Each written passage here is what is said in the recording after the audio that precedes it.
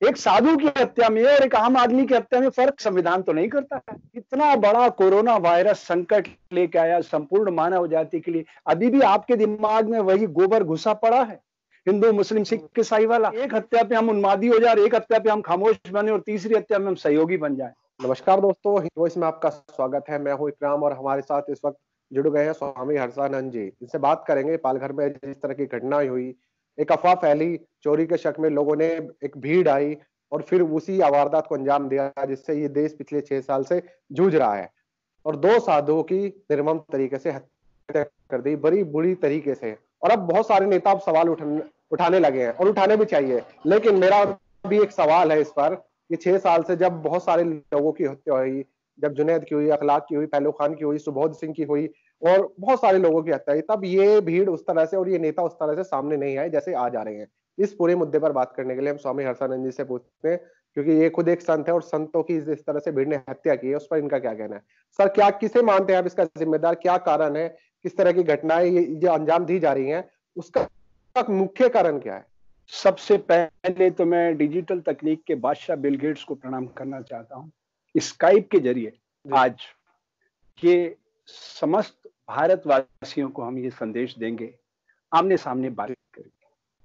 आपने पालघर यानी महाराष्ट्र के उस ट्राइबल बेल्ट के उस मुद्दे को उठाया है जो बहुत ही ज्वलंत मुद्दा है।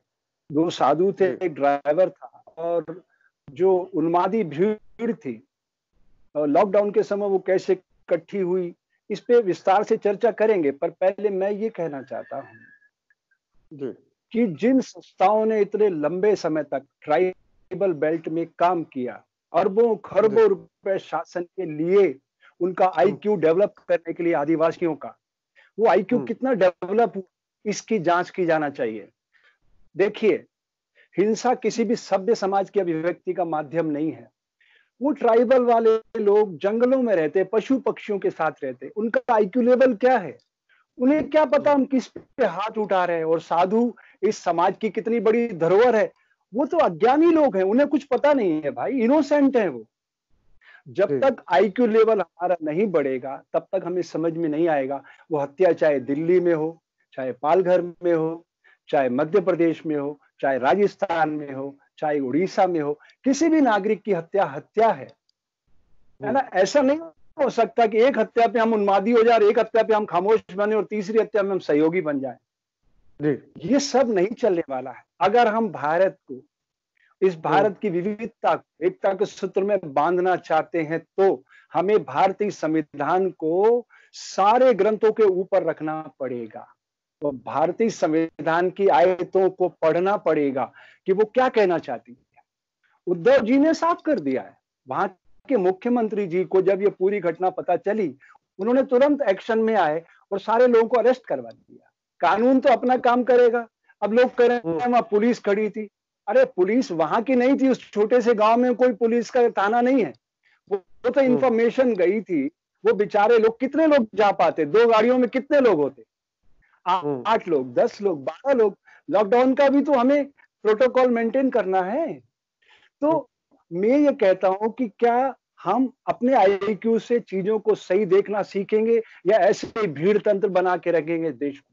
मैं देख रहा हूं बड़े बड़े मेन स्ट्रीम मीडिया चैनल पे बड़े बड़े धार्मिक लोग कह रहे हैं उनके नाम बताओ, उनके नाम क्या है। अरे तो सवाल यही है कि कोई मरता है तो आदमी धर्म ढूंढने लग जाता है। इतना बड़ा कोरोना वायरस संकट लेके आया संपूर्ण मानव जाति के लिए, अभी भी आपके दिमाग में वही गोबर घुसा पड़ा है, हिंदू मुस्लिम सिख ईसाई वाला। इन सब से ऊपर उठिए और देश को एकता के सूत्र में बांधिए। यही साधु का धर्म है। साधु का धर्म है समाज की सोई हुई चेतना को जागृत करना। जैसे ये घटना हुई, मैंने पालघर में फोन लगाया। मैंने कहा मुझे एक बात बताइए, मैं ट्राइबल बेल्ट में बहुत लंबे समय से काम कर रहा हूं। थाने जिले में, ये पहले पालघर थाने जिले में आता था। वहां एक आदिवासी कल्याण मंत्री था, राजेंद्र गावित। मैं उससे मिला था जब वो महाराष्ट्र में मंत्री था। मैंने कहा यार गावित भाई, ये आपके जो आदिवासी बच्चे, इनका आईक्यू तो बिल्कुल डल है।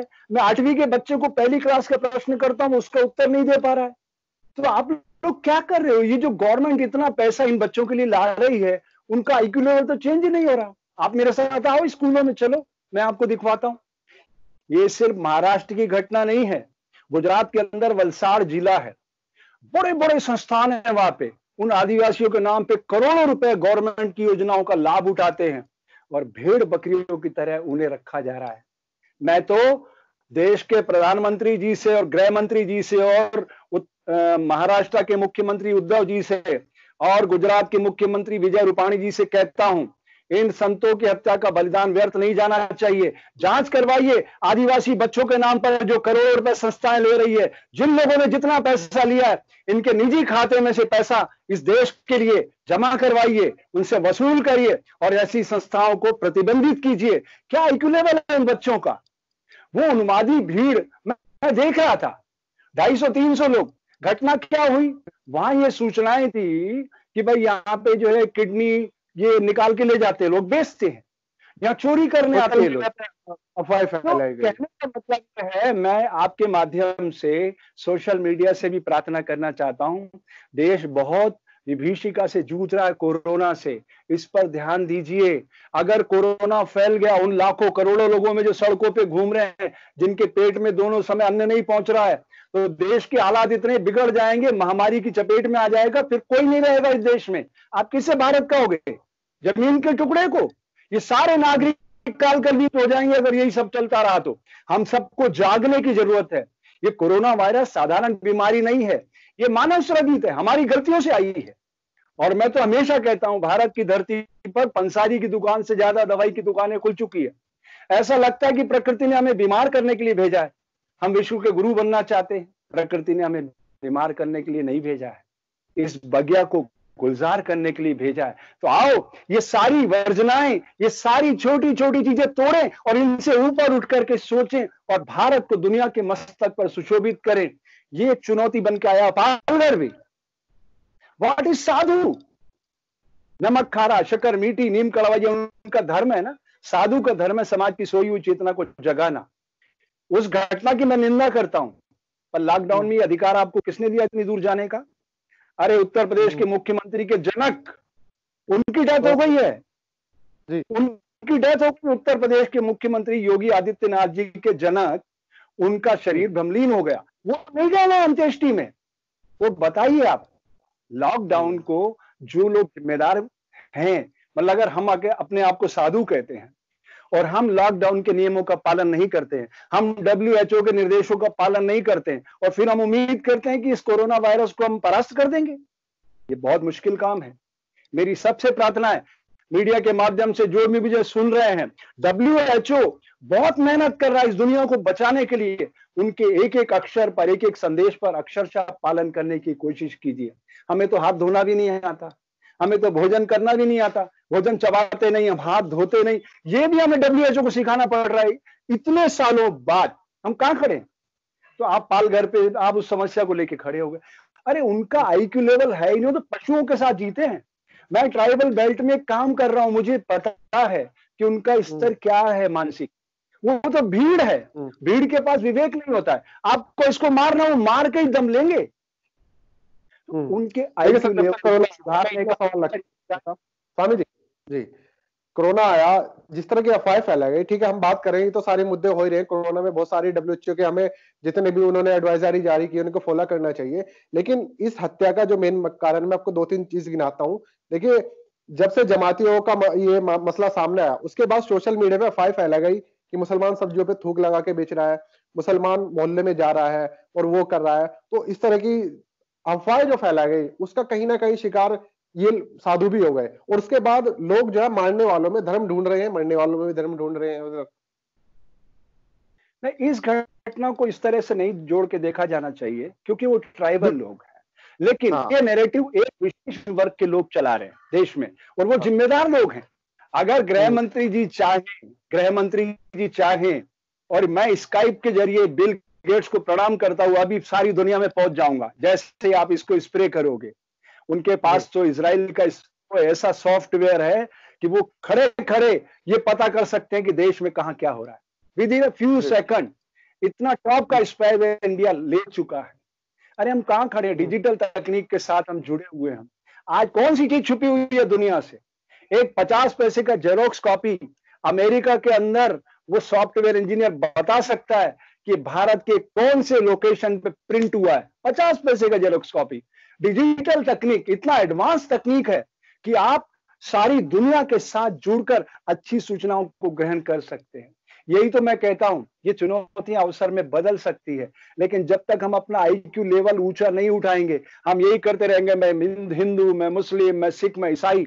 ये तमाशा बना दिया ना हमने देश को। दिल्ली में क्या हुआ, कितने लोगों को हमने मार दिया, बताओ आप।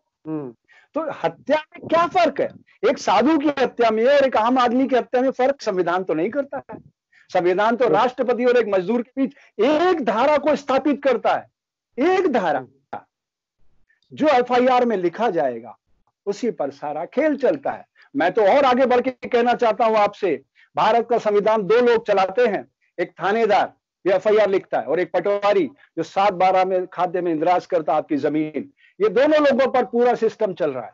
लेकिन जब ये संविधान बना था तो 299 लोगों ने अथक परिश्रम करके दुनिया की खूबसूरत विचारों को इसमें एकत्रित किया था। उस ड्राफ्टिंग कमेटी के हेड थे डॉक्टर BR अम्बेडकर साहब।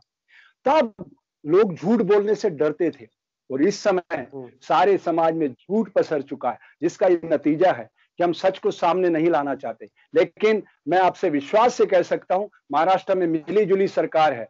अगर यही एक पार्टी विशेष की सरकार होती तो दृश्य कुछ बदला हुआ होता, सारी झूठी रिपोर्टें हो जाती और कुछ नहीं कर सकते आप, और पूरे देश में नैरेटिव ऐसा चला जाता कि बस एक वर्ग विशेष ही इस देश को तहस नहस करना चाहता है।